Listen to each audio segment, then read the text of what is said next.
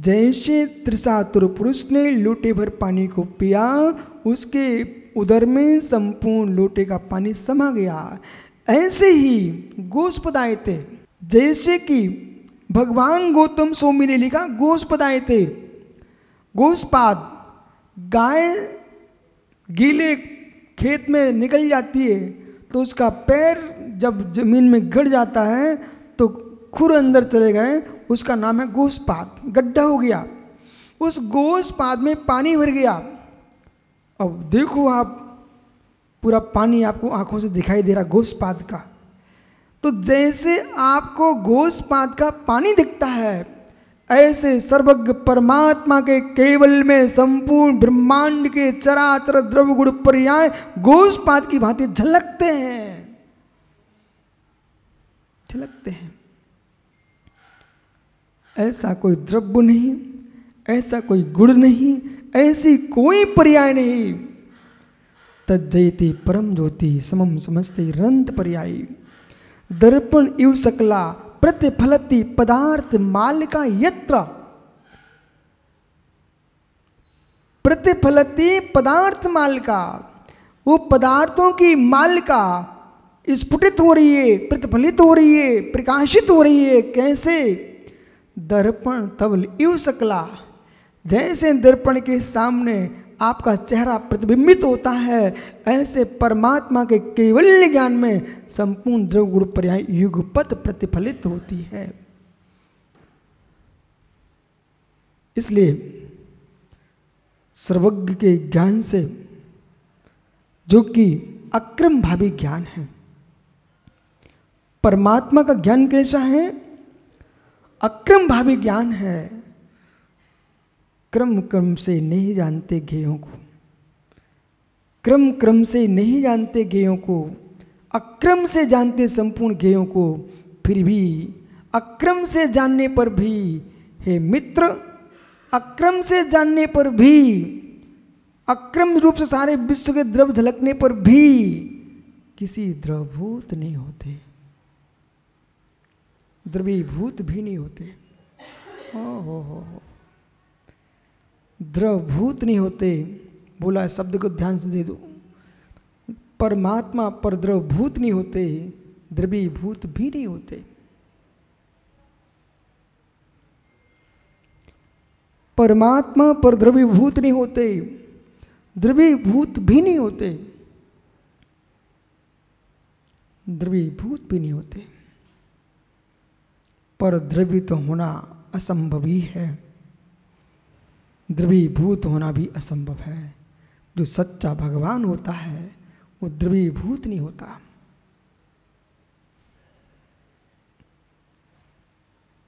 मतलब द्रवीभूत नहीं होता भगवान, द्रवीभूत नहीं होता। जैसे आपने किसी का सुख देखा तो खुश हो गए, अनबेज किसी को दुखी देखा तो रोने लग गए, द्रवीभूत हो गए। ऐसे परमात्मा द्रवीभूत होगा, वो कभी सुखी ही नहीं हो सकता। आपको तो दिन में एकाध जीव दुखी दिख जाए, आपको तो दिन में एकाध जीव दुखी दिख जाए, उनके केवल में तो ऐसा कोई स्थान नहीं है जहाँ उनको दृष्टिगोचर न हो रहा हो। इस दृष्टा ही है, ज्ञाता ही है, करता नहीं है, पर के भुगता भी नहीं। मेरी ध्रुव आत्मा का जो त्रैकालिक स्वभाव है वो ज्ञाता दृष्टा ही मात्र है। द्रवीभूत परमात्मा हो गया, द्रवीभूत परमात्मा हो गया तो विश्व का सबसे बड़ा दुखिया जीव भगवान होगा। क्यों? एक माँ के 4 बेटे होते हैं, किसी भी बेटे को दुखी देखती माँ द्रवीभूत हो जाती है, द्रवीभूत हो जाती है, दुख देखते ही द्रवीभूत हो जाती है। भाई, एक संबंधी के बारे में तुमने दुख देखा, क्लेश देखा, तो तुम कष्ट में आ गए। ज्ञान कष्ट नहीं देता। ज्ञान कष्ट नहीं देता। ज्ञान कष्ट नहीं देता। पुनः पुनः सुनो, फिर मैं खुलासा करता हूं। ज्ञान कष्ट नहीं देता। पीयूष, एक गुन्नू से पूछना, संसार में कितने लोगों को भ्रंतर लग चुके हैं? संसार में कितने लोगों की मृत्यु हो चुकी है? संसार में कितने विकलांग हो चुके हैं? संसार में कितनों के सिर फूट चुके हैं? यानी पड़ोसी के बेटे को कोई पीड़ा हो, तुम कहाँ पीड़ित होते हो? क्या नहीं देखते हो? देखना कष्ट नहीं देता, जानना कष्ट नहीं देता। तुम ज्ञान से दुखी नहीं हो, तुम देखने से दुखी नहीं हो। पुनः पुनः सुनो, ज्ञान से दुखी नहीं हो, देखने से दुखी नहीं हो। एक हॉस्पिटल में जाओ, कोई के गला कट छिल रहा है, कोई का पेट का शल्य क्रिया चल रही है, किसी की मृत्यु हो रही है, किसी का जन्म हो रहा है। एक हॉस्पिटल में भाई, वहीं एक पलंग पर सामने जन्म हो रहा है, एक जगह मृत्यु हो रही है। इन सबको कितने जन्म पर तुम हंसोगे, कितनी मृत्यु पर रोगे? और जितना रोगे तो तुम्हारे पीछे कोई दूसरे को रोना पड़ जाएगा।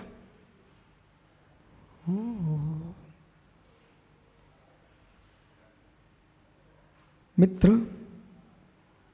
उस डॉक्टर से मिलना, नर्स से मिलना, जो कितनों की प्रसूति करा चुकी है और कितने बच्चे उसके हाथ में ही मृत्यु को प्राप्त हो चुके हैं, फिर भी उसको दुख नहीं है, हर्ष भी नहीं है, दुख भी नहीं है, हर्ष भी नहीं है। हे मुनि, एक वैद्य जैसा जीवन जियो। हे मुनि, एक वैद्य जैसा जीवन जियो। उपचार ही करता है, उपकार करता है, करता नहीं है। उपचार करता है, उपकार करता है, करता नहीं है। विचार करो, प्रेक्षा श्वेत सागरी, प्रेक्षा करी बुद्धि, प्रेक्षा करी बुद्धि से। हे मित्र, विचार करो, हम प्रवचन करता हैं, उपदेष्टा हैं, तत्व निर्णय की व्याख्या करने वाले हैं, हम किसी के तत्व निर्णायक नहीं हैं। तत्व निर्णय की व्याख्या करना मेरा क्षोभसम है। जो मुझे सुन रहा है उसका तत्व निर्णय करने का क्षोभसम है। वो नहीं है तो हमारे घंटों घंटों के प्रवचन तुम्हारे लिए अकिंचित कर हैं, अकिंचित कर हैं। यदि आपके अंदर तत्व बुद्धि निर्णय करने की है तो फिर यही उपदेश आपको सहकारी निमित्त हैं, सहकारी निमित्त हैं, कार्यकारी तो तुम्हारा उपादान ही है। जब तक पूर्ण धैर्य के साथ गंभीरता पूर्ण तत्व की भूतार्थ व्याख्या नहीं करोगे, आप किंचित भी डर के आगम की व्याख्यान किया तो आप सत्यार्थ तत्वोपदिष्टा नहीं हो। ज्ञान में कष्ट नहीं है, पुनः ध्यान दीजिए। दर्शन में कष्ट नहीं है। कितनों की मृत्यु विक्रांत काला देख चुके हो। आपके पड़ोस में ऐसी भी मृत्यु हुई है जो एक युवा छोटे छोटे बेटे बेटियों को छोड़ के चला गया, उसके पुत्र पुत्रियां विलख रहे हैं, पत्नी सिर पीट रही है, फिर भी मित्र आपको असर नहीं किया। क्या ऐसा अनमिस नहीं देखा? असर नहीं किया आप पर, क्योंकि आप देख रहे थे, जान रहे थे। और जानना देखना दुख देता नहीं है, जानने देखने में दुख नहीं है, राग में दुख है।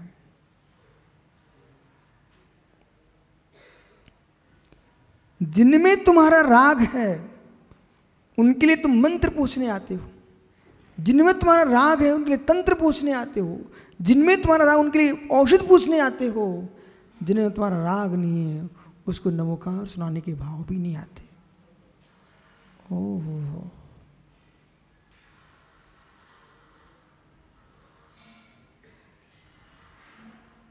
कुछ कहना ज्ञानियों? इसलिए आप किसके आराधक हो? आप किसके आराधक हो? व्यवहार से कहो तुम महावीर के आराधक हो, व्यवहार से कहो तुम ऋषभ देव के आराधक हो, पर परमा से देखो आप अपने राग के ही आराधक हो। ये शुभ राग की आराधना है। बोलो शिवसागर, सद्भुत व्यवहार से देखिए, तुम्हारे शुभ व्यवहार की, शुभ राग की आराधना है।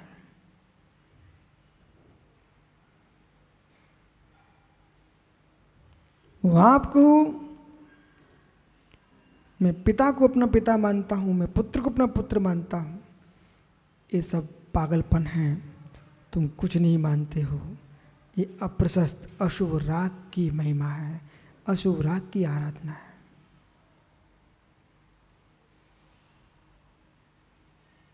सुबह तो बहुत हलचल कर रहे, तभी तुम शांत क्यों? ये शुभ राग की आराधना है, ये अशुभ राग की आराधना है। विकास छावड़ा जी, मित्र, सही है। किसकी आराधना है? पंच परमेष्टि की भक्ति आप कर रहे हो, ये शुभ राग की आराधना है। पांच पाप की आराधना कर रहे हो, ये अशुभ राग की आराधना है। कसाय के अभाव में परमात्मा की भक्ति नहीं होती। कसाय के अभाव में परमात्मा की भक्ति नहीं होती। कसाय के अभाव में परमात्मा की भक्ति नहीं होती। कसाय की तीव्रता में परमात्मा की भक्ति नहीं होती। कसाय के अभाव में परमात्मा की भक्ति नहीं होती। कसाय की तीव्रता में परमात्मा की भक्ति नहीं होती है। कसाय के मंद हृदय परवित में भगवान दिखाई देता है। बर्फ में चेहरा नहीं दिखता, उबलते पानी में चेहरा नहीं दिखता। बर्फ में चेहरा नहीं दिखता, उबलते पानी में चेहरा नहीं दिखता। ध्यान दो मैं क्या कह रहा हूं। जब पानी अपनी मंद स्वभाव में होता है तब चेहरा दिखता है। कसाय के अभाव में भगवान की भक्ति नहीं होती, बर्फ में चेहरा नहीं दिखता। बराबर, कसाय की तीव्रता में भगवान की भक्ति नहीं होती, उबलते पानी में चेहरा नहीं दिखता। जब कसाय का मंद उदय होता है तो भगवान दिखाई देते हैं।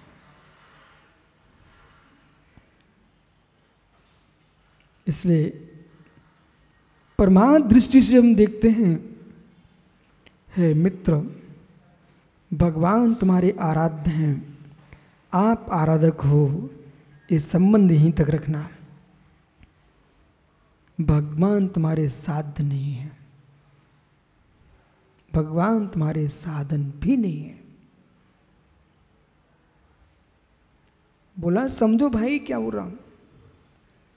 भगवान तुम्हारे आराध्य हैं, भगवान तुम्हारे आराध्य हैं, आप आराधक हो। भगवान तुम्हारे साध्य नहीं है, साथ भगवान तुम्हारे साधन भी नहीं है। इस पर कुछ कहिए आप।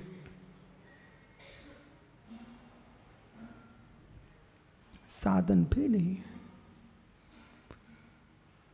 जो साध्य है वह है मेरा ध्रुव ज्ञायिक स्वभाव है। जो साधन है हमारा व्यवहार रत्नात्रय धर्म है। जो मेरा निज साधन है, वो मेरी आत्म विशुद्धि है, जो मेरा साध है वो निज परमात्म स्वभाव है। अपेक्षा बराबर।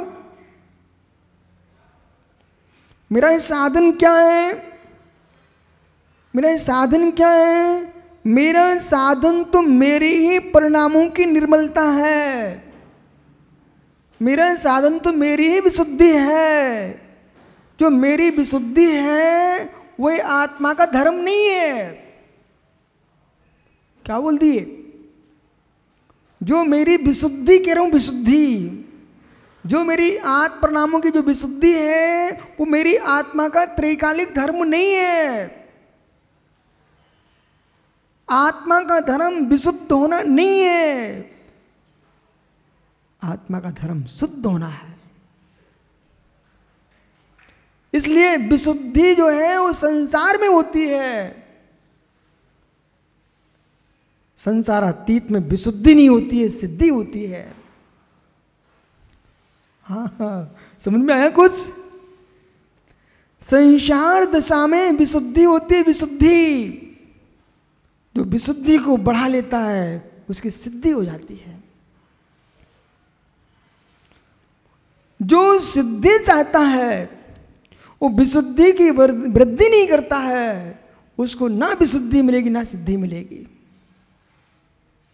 इसलिए मित्र, व्यवहार से पंच परमेष्टि मेरी विशुद्धि के साधन तो हैं। पंच परमेष्टि मेरी विशुद्धि के साधन तो हैं, पंच परमेष्टि मेरी सिद्धि के साधन नहीं है। और कारण में कार्य का उपचार लगा दो तो आप कह दो सिद्धि के साधन है व्यवहार से। लेकिन यथार्थ में पंच परमेष्टि मेरी विशुद्धि के साधन बनते हैं, पर विशुद्धि मेरी पंच परमेष्टि में नहीं होती है, विशुद्धि मेरी आत्मा में होती है। बराबर।